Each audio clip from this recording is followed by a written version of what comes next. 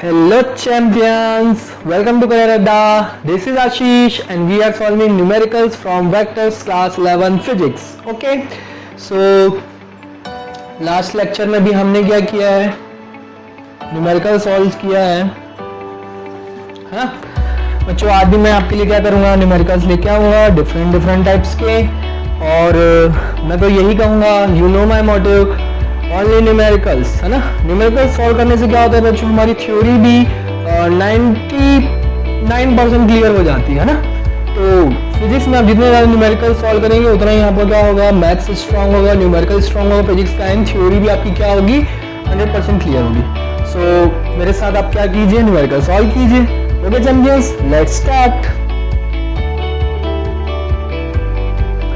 Question number 1 is, what is saying question number 1? Question number 1 is, the resultant of two forces of 3 Newton and 4 Newton is 5 Newton. तो एक two forces हैं 3 Newton and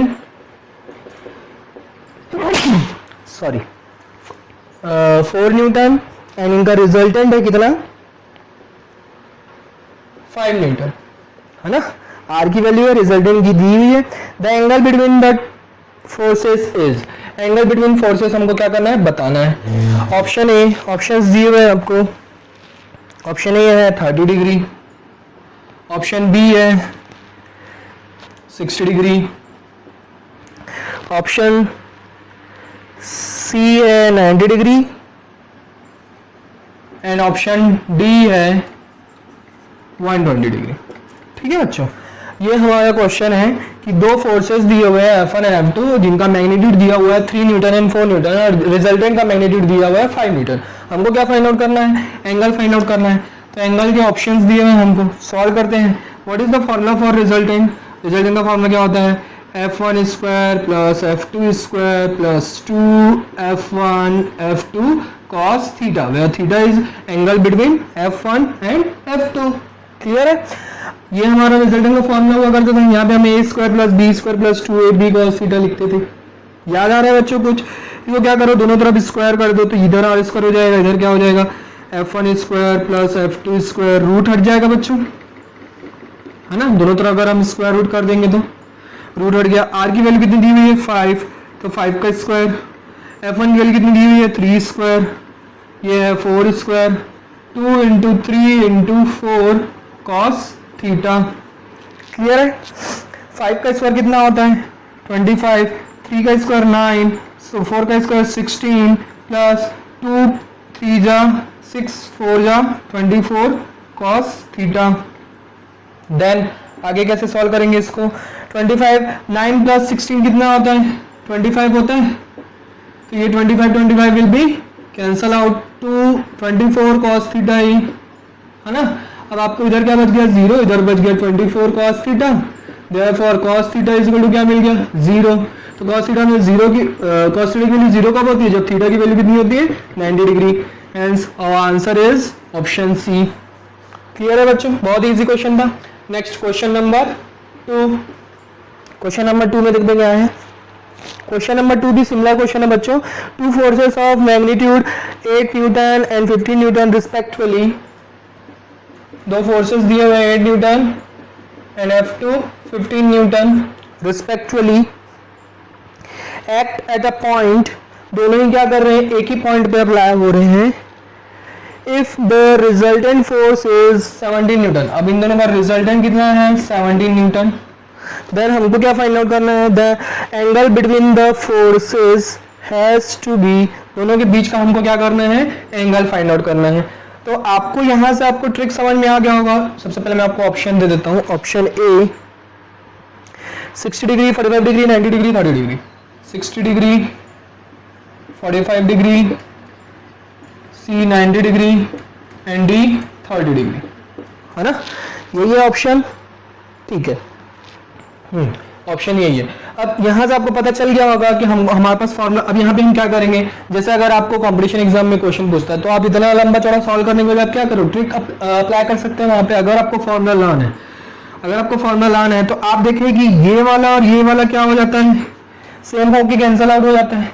इसका मतलब क्या है, अगर मैं r1 square is equal to ये वाला ट्रिक अप्लाई कर दो, f1 स्क्वायर और f2 स्क्वायर, ये वाला ट्रिक अप्लाई कर दूं, ये r जो स्क्वायर है वो f1 square plus f2 square के अगर इक्वल हो जाता है तो इसका मतलब क्या हो जाता है, cos थीटा की वैल्यू कितनी हो जाती है, 0 हो जाती है ना, मतलब थीटा इज 90 डिग्री हो जाता है। यही हमने देखा, ये इक्वल हो जा रहा था, कैंसिल आउट हो जा रहा था, तो इसमें चेक करके देखते हैं इक्वल हो रहा है क्या। r की वैल्यू कितनी है 17, ठीक है, f1 की वैल्यू कितनी है 8 और f2 की वैल्यू कितनी है 15, है ना। इसको सॉल्व करके देखते हैं इक्वल आ रहा है कि नहीं आ रहा है। 17 का कितना होता है 289, है ना, ये होता है 64 और ये होता है 225, ये तो स्क्वायर आपको लर्न करना पड़ेगा। 17 का स्क्वायर 289, 8 का स्क्वायर 64, 15 का स्क्वायर 225, तो ये हो जाएगा 289। अब यहाँ पे देखो ये ऐड करने पर 289 आ रहा है क्या, हाँ 289 आ रहा है। इसका मतलब ये और ये क्या हो गया, कैंसिल आउट हो गया। इसका मतलब cos थीटा की वैल्यू कितनी हो गई, 0 आ गई, तो थीटा की वैल्यू 90 डिग्री। समझ में आया, तो इसका ऑप्शन भी कितना आया 90 डिग्री। तो ये हम क्या कर सकते हैं बच्चों, शॉर्ट ट्रिक से हम सॉल्व कर सकते हैं। क्लियर है। तो अगर आपको एंगल फाइंड आउट करने बोलेगा, आप किसी भी दो क्या करते हैं, किसी भी दो वेक्टर का एंगल फाइंड आउट करने बोलेगा और रिजल्टेंट गिवन होगा, देन आप क्या करना, रिजल्टेंट का square is equal to square of both the vectors then sum of them, ठीक है, उनका सम क्या करना है, रिजल्टेंट के स्क्वायर की क्या होना चाहिए, इक्वल होना चाहिए, तब वो क्या हो जाएगा आपका 90 डिग्री होगा थीटा की वैल्यू, अगर इक्वल आया तो। और इक्वल नहीं आया तब फिर आपको क्या करना पड़ेगा, ऐसे सॉल्व करना पड़ेगा। ठीक है, नेक्स्ट क्वेश्चन, क्वेश्चन नंबर 3 देखते हैं क्या है। Question number 3 is the resultant of two forces P and Q is R। The resultant of two forces, एक F1 फोर्स है कितना P और F2 फोर्स है कितना Q, इनका रिजल्टेंट गिवन है हमको कितना R है, रिजल्टेंट R है। ठीक है, if one of the forces is reversed in direction the resultant becomes S। One of the forces मतलब one of the forces is reversed in direction, मतलब अगर एक फोर्स इधर अप्लाई हो रहा है तो दूसरा फोर्स किधर अप्लाई हो रहा है, इस डायरेक्शन में अप्लाई हो रहा है। तो ये अगर F1 है तो ये हमारा F2 है, तब इसका रिजल्टेंट जो है वो क्या बोल रहे हैं, रिजल्टेंट बिकम्स S। तब इसका रिजल्टेंट कितना हो जा रहा है, S हो जा रहा है। इसका मतलब क्या है, F1 अगर P है तो F2 कितना है माइनस Q, है ना, ये हमारा माइनस Q हो जाएगा, ये P हो जाएगा, तब उसका रिजल्टेंट इस केस में कितना हो जा रहा है, S हो जा रहा है। Then for the identity, then for the identity, हमको आइडेंटिटी की माने कितनी, R square plus S square is equal to, थोड़ा सा ट्रिकी क्वेश्चन है बच्चों, 2P square plus Q square to hold क्या बोल रहा है, टू होल्ड गुड। तो इसके लिए ऑप्शन दिए हुए हैं, ऑप्शन देखते हैं हम क्या है। Forces can have any angle of inclination between them, forces can have any angle, है ना। Option B, forces at a right angle, right angle बोल रहे हैं, मतलब उन दोनों के बीच का एंगल कितना है, 90 डिग्री है। Forces are inclined at 45 degree to each other, 45 degree to each other, है ना। एंड ऑप्शन डी है, forces are collinear, forces are collinear. Collinear मतलब समझ में आता है बच्चों, क्या होता है कोलिनियर, कोलिनियर मतलब एक ही लाइन में क्या हो रहे हैं, सारे फोर्स अप्लाई हो रहे हैं। ठीक है, तो हमने तो डायग्राम में बता दिया है, ऐसे जनरली हमने डायग्राम ले लिया है कि एक ही लाइन में हो रहे हैं। हमारा जो दो फोर्सेस है F1 और F2 वो कोलिनियर दिख रहा है हमको, पर ऐसा पॉसिबल है क्या, नहीं, वो तो एंगल में भी हो सकता है। ठीक है, तो यहाँ पे जो रिलेशन दिया हुआ है इसको सॉल्व करने की जरूरत नहीं पड़ेगी बच्चों, आपको थ्योरेटिकल क्वेश्चन है, थोड़ा सा आप कॉन्सेप्ट को समझें तो क्या होगा। बोल रहा है कि फोर्सेस आर कोलिनियर, तो जरूरी है कि फोर्सेस कोलिनियर होंगे, जरूरी नहीं है ना, तो जरूरी नहीं है। एक बार हम सॉल्व करके देखते हैं। R square plus S square को सॉल्व करके देखते हैं ये आता है कि नहीं आता है। ठीक है, आर स्क्वायर की वैल्यू कितनी आएगी, P square plus Q square plus 2pq cos theta plus S square की वैल्यू कितनी होगी, सेम होगी P square plus Q square, है ना। इसका डायरेक्शन चेंज है, माइनस क्यू हो जाएगा, तो डायरेक्शन चेंज है मतलब कॉस 180 माइनस थीटा हो जाएगा, 180 डिग्री हो जाएगा, कॉस 180 डिग्री, 180 माइनस थीटा बोल सकते हैं, है ना। तो यहाँ पे क्या हो जाएगा, माइनस 2pq कॉस थीटा, तो 2pq cos theta 2p cos theta क्या हो जाएगा, कैंसिल हो जाएगा, नेगेटिव के लिए यही होता है हमारे लिए फॉर्मूला। तो आपको क्या मिल जाएगा, 2p square plus Q square, यही बोल रहा है हमको रिलेशन, यहाँ पे देखिए हाँ तो आ रहा है। तो इसका मतलब क्या है कि वो क्या होना चाहिए, 45 बोल रहा है कि 45 डिग्री कुछ भी ऐसी वैल्यू आ रही है क्या, नहीं आ रही है ना। 45 डिग्री मतलब cos 45 की वैल्यू कितनी होती है, cos 45 की वैल्यू होती है 1/√2। तो 1/√2 जैसा कुछ भी केस आ रहा है क्या, नहीं आ रहा है, मतलब ये ऑप्शन हमारा नहीं है। फोर्सेस आर कोलिनियर नहीं हो सकते, ऐसा कुछ बोला नहीं है कि वो कोलिनियर ही होंगे, एक ही लाइन में होंगे। राइट एंगल अगर होता तो cos थीटा की वैल्यू क्या हो जाती, 0 हो जाती, तो ये भी नहीं है, 0 भी नहीं हो रहा है, तो बच गया क्या, एनी एंगल। तो ऑप्शन ए इज करेक्ट कि वो हम क्या कर सकते हैं, किसी भी एंगल में वो क्या कर सकते हैं, दोनों फोर्सेस एक दूसरे से इंक्लाइन हो सकते हैं। तो ऑप्शन ए इज करेक्ट। समझ में आया, थोड़ा सा ट्रिकी एंड कॉन्सेप्चुअल क्वेश्चन था। ठीक, तो ऐसे ही बच्चों न्यूमेरिकल से हमारा क्या होता है, थ्योरी क्लियर होती है। हम थ्योरी लर्न करने बैठेंगे, लर्न नहीं होगा। अगर हम न्यूमेरिकल जितने ज़्यादा सॉल्व करेंगे फिजिक्स में, थ्योरी भी ऑटोमेटिक क्या होती जाएगी, क्लियर होती जाएगी। तो मेरे साथ आप क्या कीजिए, ज़्यादा से ज़्यादा न्यूमेरिकल सॉल्व कीजिए और डाउट निकालिए बच्चों और भेजिए। Next question, question number 4, what is saying question number 4? Question number 4 is the sum of the magnitudes of the two forces acting at a point is 18 and the magnitude of their resultant is 12।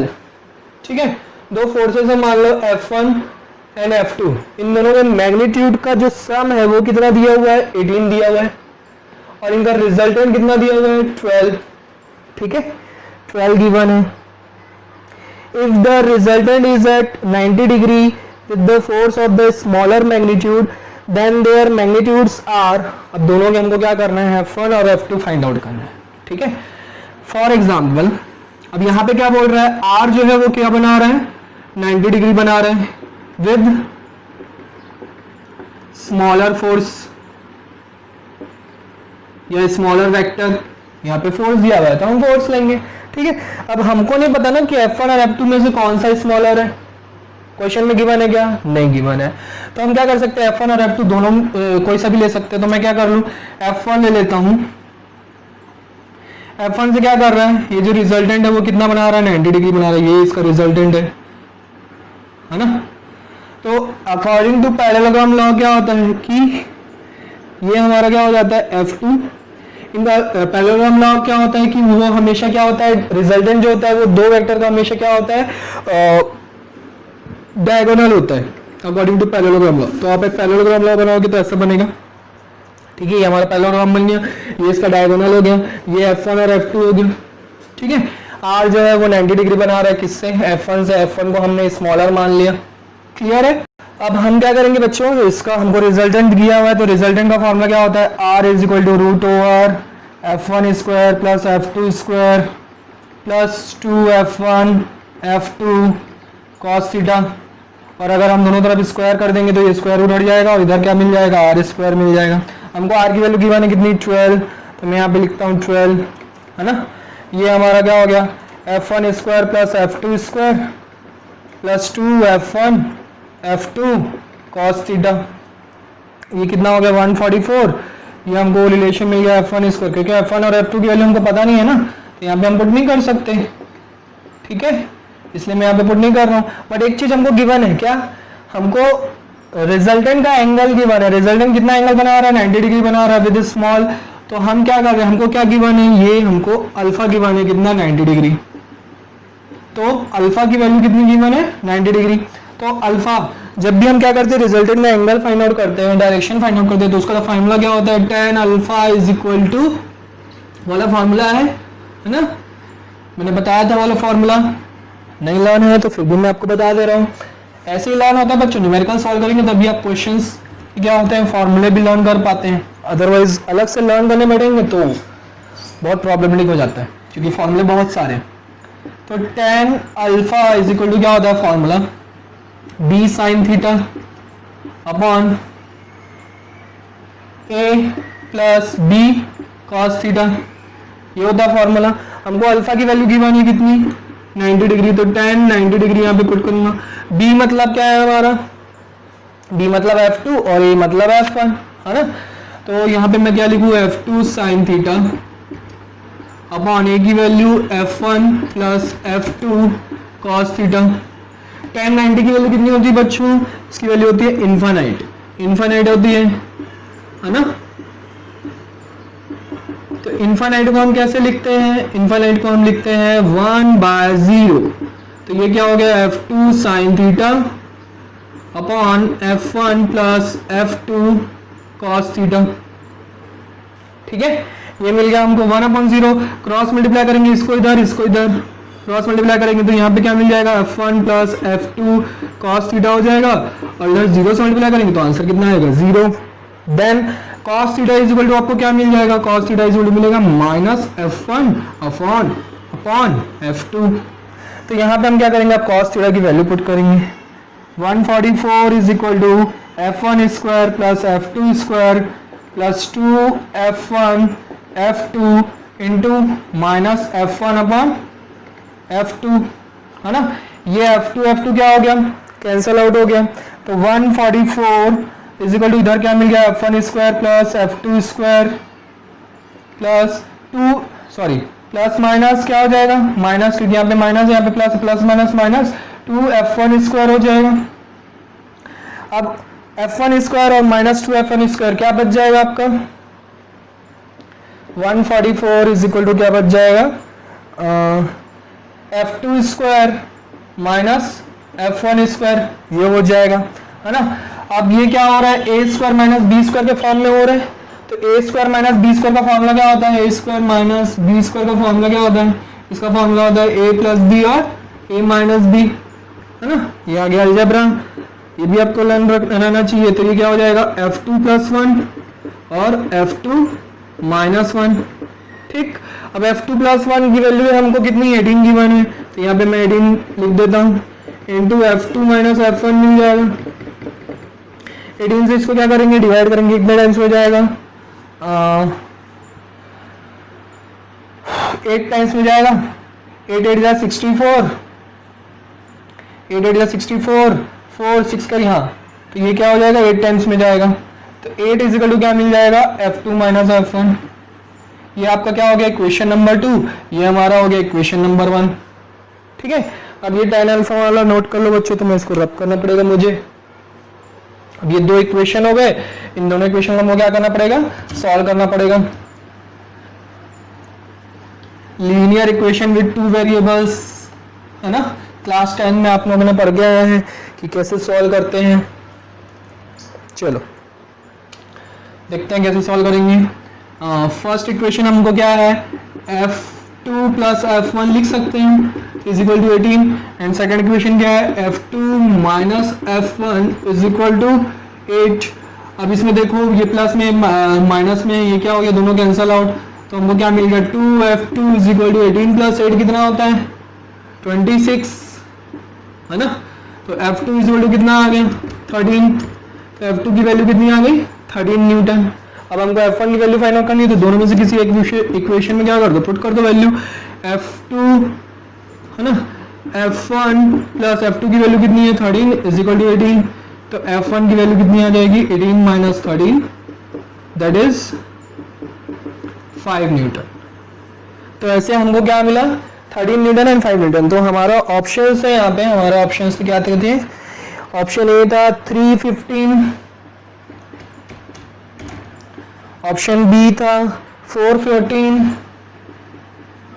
Option C था 513 and option D था 6 12। तो देखो चार दोनों का सम दिया हुआ है कितना 18, तो हम क्या करते हैं दोनों का सम करके देखते हैं 18 आ रहा है कि नहीं आ रहा है। तो देखो 15 प्लस 3 18 इसमें भी आ रहा है, 14 प्लस 4 18 इसमें भी आ रहा है, 13 प्लस 5 18 इसमें भी आ रहा है, 12 प्लस 6 इसमें भी आ रहा है। तो ऑप्शन ऐसे दिया गया है कि आपको सॉल्व करना ही पड़ेगा क्वेश्चन को, हम डायरेक्ट नहीं कर सकते, ठीक है। तो इसलिए हमारा ऑप्शन कौन सा है 13 एंड 5, तो ऑप्शन इज करेक्ट आंसर, ठीक है। सॉरी 13 एंड 5 ऑप्शन सी है, sorry my mistake, option C, ठीक है। F1 की वैल्यू 5 है तो 5 पहले है, F2 की वैल्यू 13 है। नोट कर लो फटाफट, अच्छा क्वेश्चन है, पूछता है 11 के एग्जाम में भी पूछेगा, कंपटीशन एग्जाम में भी पूछ चुका है और पूछता है ये, ठीक है। Okay, let's go for next question. Hope आपको मजा आ रहा होगा, है ना, क्योंकि मजा ही करना है बच्चों। हमको ऐसा नहीं करना सर कि आज न्यूमेरिकल कैसे बनाएंगे सर, कभी भी हमको ऐसा नहीं बोलना है ना, क्योंकि बच्चे ऐसे जैसी क्वेश्चन लिखो बच्चा रोना चालू हो जाता है, सर कैसे सॉल्व होगा सर। नहीं, हमको ऐसा नहीं करना है, ठीक है। हमको ऐसा सोचना ही नहीं है, हमको सिर्फ क्या सोचना है, yes I can do it. आप थोड़ा सा ट्राई करो, आपसे क्वेश्चन जरूर बनेगा। Question number 5, what is saying question number 5, the equilibrium of a system of coplanar forces is a force of 10 Newton due east. Coplanar forces is the force of 10 Newton due east. तो दो forces है, मान लो P and Q दो forces हैं, हमने assume कर लिया, ठीक है। इनका इक्विलिब्रियम गिवन है हमको, इक्विलिब्रियम फोर्स गिवन है कितना 10 न्यूटन ड्यू ईस्ट, ठीक है। ड्यू ईस्ट गिवन है, the resultant of the given system of coplanar forces is, हमको क्या फाइंड आउट करना है, resultant find out. Option A 10 newton due north, ये थोड़ा सा ट्रिकी क्वेश्चन है बच्चों, इसको थोड़ा सा ध्यान देंगे हम, और थोड़ा सा न्यू कॉन्सेप्ट है आपके लिए, नई चीज सीखने मिलेगी आपको इस क्वेश्चन में, ठीक। Due east, due south, due west, ठीक है। तो ये हो गया हमारा 10 newton due south, 10 newton due west. सबसे पहले आपको पता होना चाहिए कि व्हाट इज इक्विलिब्रियम, ठीक है। जैसे मान लो दो फोर्सेस हैं, ये कोप्लेनर है, ये दोनों फोर्सेस क्या हैं, कोप्लेनर है, P एंड Q, तो इनका जो रिजल्टेंट होगा वो ये होगा। अकॉर्डिंग टू पैरेललोग्राम लॉ क्या होता है, ये इसका रिजल्टेंट होता है, किसका, पैरेललोग्राम का डायगोनल, ये तो है रिजल्टेंट, है ना। तो P और Q का रिजल्टेंट ये हुआ। इक्विलिब्रियम फोर्स जो होता है वो क्या होता है बच्चों, इक्विलिब्रियम फोर्स जो होता है वो होता है ऑपोजिट डायरेक्शन ऑफ रिजल्टेंट, ठीक है। रिजल्टेंट फोर्स का ऑपोजिट डायरेक्शन में जो होता है उसको बोलते हैं इक्विलिब्रियम फोर्स। ये आपको थोड़ा सा याद रखना पड़ेगा, ये थोड़ा सा न्यू कॉन्सेप्ट है, इसको क्या बोलेंगे, इक्विलिब्रियम फोर्स। अब इक्विलिब्रियम फोर्स हमको गिवन है कितना 10 न्यूटन ड्यू ईस्ट, तो ये जो है ईस्ट डायरेक्शन है, ठीक है। Equal and opposite, resultant force का इक्वल एंड अपोजिट जो होता है वो इक्विलिब्रियम फोर्स होता है। What is equilibrium force, equal and opposite of resultant force. What is equilibrium force, equal and opposite of resultant force. दिमाग में बैठ गया, ओके। तो इक्विलिब्रियम फोर्स किसको बोलेंगे, equal and opposite of resultant force. Resultant force, अगर equilibrium force east direction में जा रहा है तो सेम 10 न्यूटन की रिजल्टेंट कितना होगा, 10 न्यूटन ड्यू वेस्ट होगा, क्योंकि ईस्ट का अपोजिट क्या होता है, वेस्ट होता है। तो इसका मतलब ऑप्शन कौन सा है, ऑप्शन डी है। तो ये छोटी सी चीज हमको पता रहनी चाहिए, तभी ये क्वेश्चन क्या होगा, सॉल्व होगा। ओके चैंपियंस, तो इसी तरह के क्वेश्चंस आप क्या कीजिए, सॉल्व कीजिए और डाउट्स निकालिए और हम तक भेजते रहिए। Bye bye, take care, see in the next lecture.